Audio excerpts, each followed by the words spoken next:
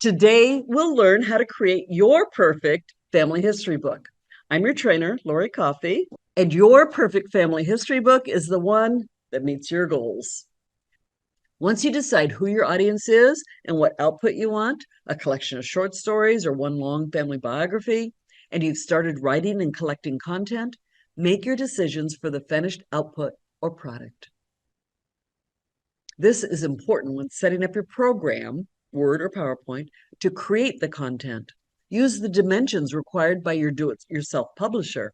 For example, Lulu.com requires extra space around the edges of each page for trimming and the gutter between the pages. Did you know it was called a gutter?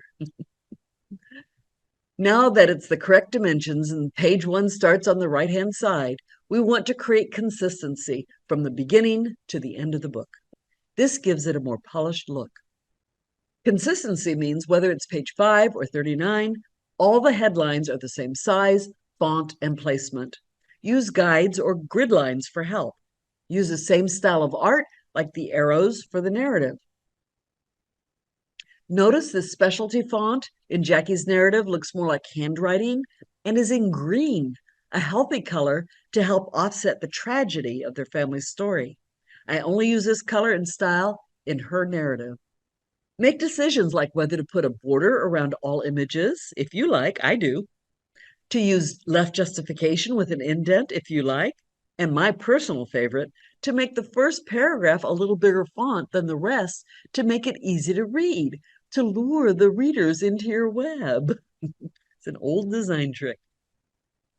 Even on the pages that I pulled as a screenshot from the Family Tree Maker in Ancestry, I added data that wasn't in the original reports to each headline to make it consistent. What do you think it is? Did you notice? Dates, to help the reader know where or when they are. When is this section about? If you don't know whose great-grandma it is, it's hard to tell. A time frame can help, right? Just put a time frame so people know. Once I decided on a new format, I immediately go through the entire book and make all the changes. If you don't work that way, here's a tip to help you remember. Make a list of your choices to refer to. In the publishing industry, it's called a style guide to maintain that consistency. Instead of creating your own, you can buy a professionally researched style guide. As a former journalist, I use the AP style. However, most professional genealogists use the Chicago style. When I researched the difference, this says it all. AP is strictly about writing, whereas the Chicago is about the research and how to present the research.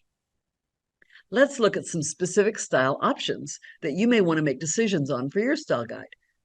Formatting helps you be consistent with how your text looks because nothing screams amateur more than higgledy-piggledy variation. We'll start our style guide with font formatting to easily unify the look of your text. Here is the rule for choosing your fonts.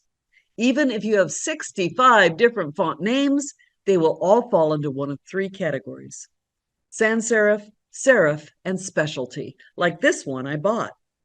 Serifs are these little feet which help your readers read words in long body text. Sans means without. Sans serif fonts don't have the little feet. That makes them better for quickly read text like headlines and subheads. Use the same font for both, just different sizes. Pick one specialty font for special uses, like these callouts. Once you determine the fonts to use, select the font size in points. 1 point is 1/72 of an inch. Pick the size for body font first, typically 12 points. It's based on the age. We're not going to go into all that.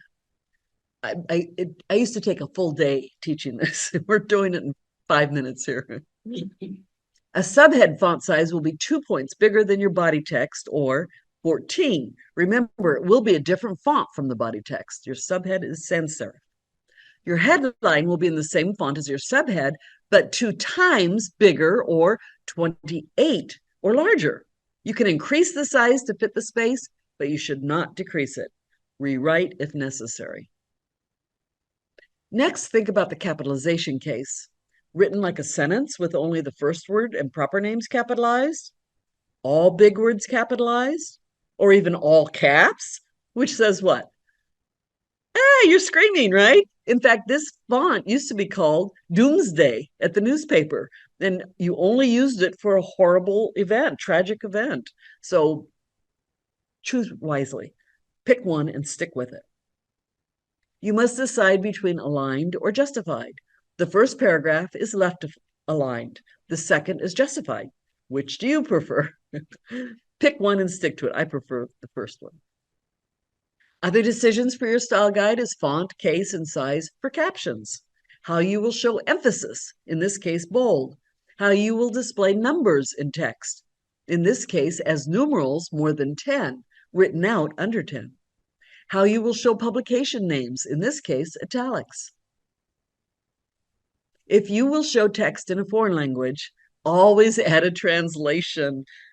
You may even translate your entire book half and half, like this one, although it's a little awkward because the second half is the wrong way. It's backwards. So this book from my childhood is flipped. So each side opens left to right. You just flip it over. I think that's a great idea. But look at this one. The Brewster book manuscript, transcribed by renowned genealogy researcher Caleb Johnson, shows the original manuscript page with its transcription written in the same place side by side. See that? That's a great idea. Yeah. Make photos as big as you can so you can see the faces. If the rule of thumb is a dime, your faces should be at least the size of a dime. If someone has marked the photo with names, oh well, I was going to Photoshop them out, and I thought, no, I'm just going to leave it as is. At least you can tell who's who. In the caption, I also explained why all the children weren't shown. But what if you don't have photos of people? Use photos of anything, buildings, which would have been in that village at the same time, like church or synagogue.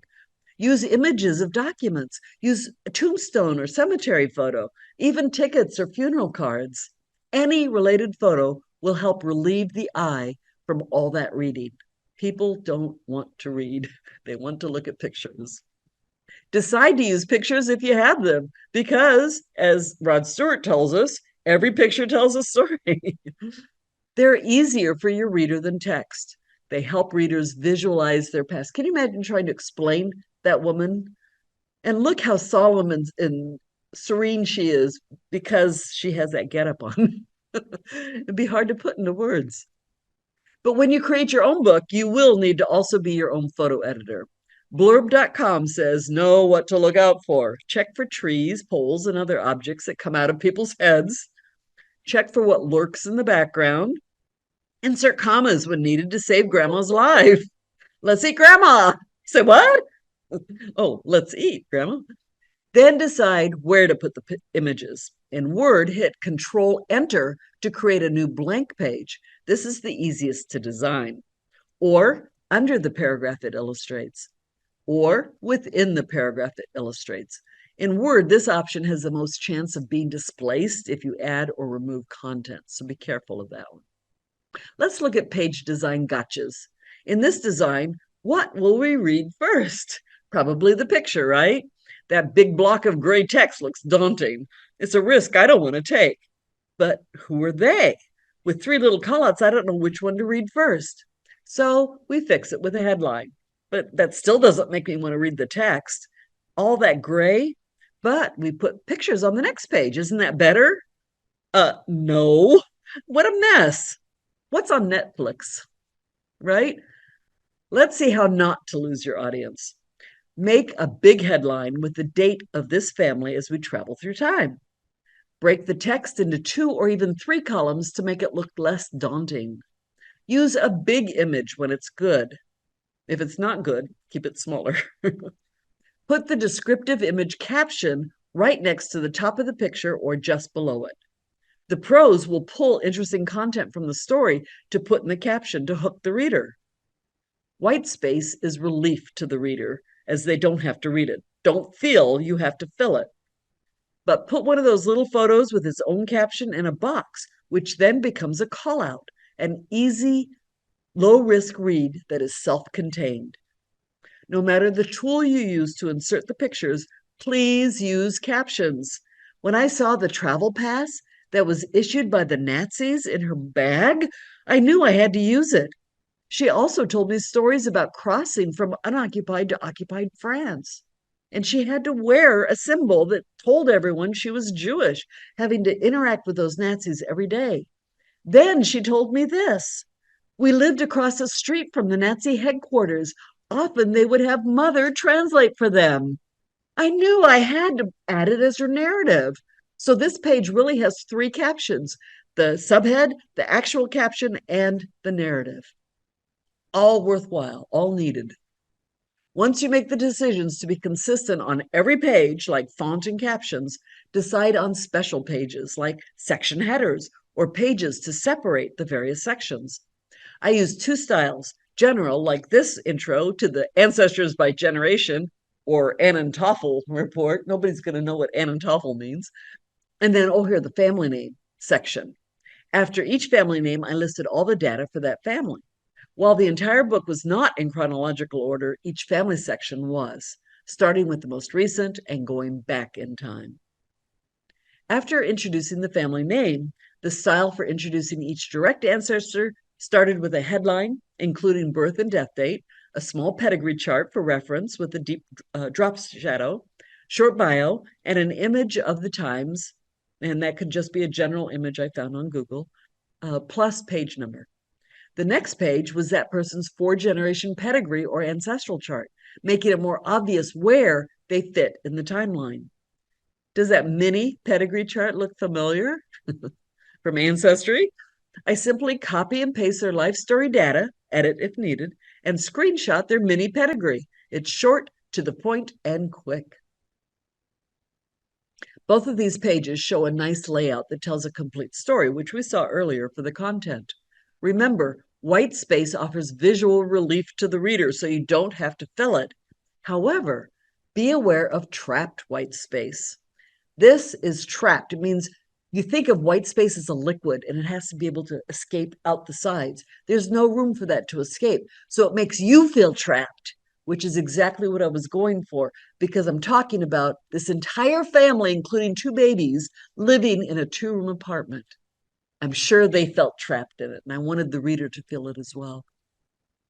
Short text about just one topic also adds visual relief for the reader. Remember the call out? A text box with a border, a small amount of text, a headline, and maybe an image like a tombstone. A bigger one is called a sidebar. Both readers and designers love them because it helps the reader start reading from anywhere, not just the beginning. You don't want them to have to read the whole book in one sitting. To fit all these related but separate articles on one page, I could have made each article 2 columns wide, but that would have left an awkward space for the immigration data. Plus, the wide column looks overpowering to read, a risk. But without the line, the headlines would look like tombstones. It's a design thing called tombstoning, which we don't want. This is where lines, also known as rules, come to the rescue to separate the articles. A little color on the callout can also help. Be sure to put your personality in it somehow to keep it vital and current.